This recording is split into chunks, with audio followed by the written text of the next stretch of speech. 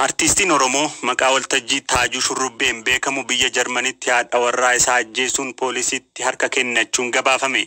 Miidiyaaleen biyya Jarmanii bulchiinsa Firaankooniyaa bakka jireenyaa kooluu galtootaa keessatti jalqaba dubartiin lammii Itoophiyaa ajjeefamtee argamu gabaasa poolisii waabeeffachuun kan gabaasan yeroo ta'u booda namni ganna 35 poolisiitti harka kennachuu gabaasan.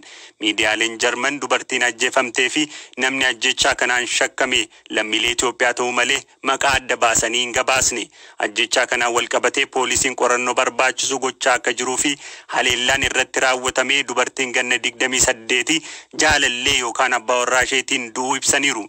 Daa'imni umriin isaa hin ibsamne garuu barataa sadarkaa tokkoffaa ta'e mana itti jiraatanii bakka kunuunsa argatutti geeffamus gabaasan. Qindeessaa hawaasa Oromoo Jarmanii ka ta'e obbo Abdoo Qaadii ajjechaa kanaan walqabatee hagammaatti wanti beekamu maal akka ta'e BBCf himaniiru.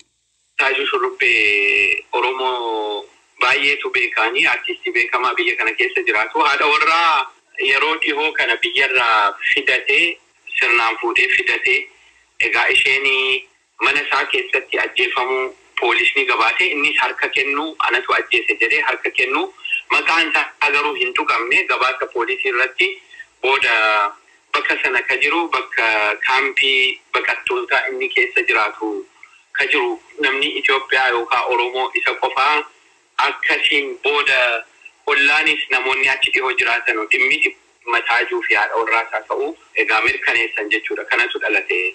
Haadhi warraa suniin yoom biyyarraa dhufte?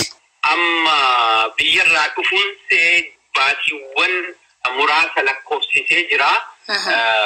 Isaa waliin ka hawaasni Jarmanii waliin arguu eegale egaa baruma kana keessa baruma 2022 kana keessa.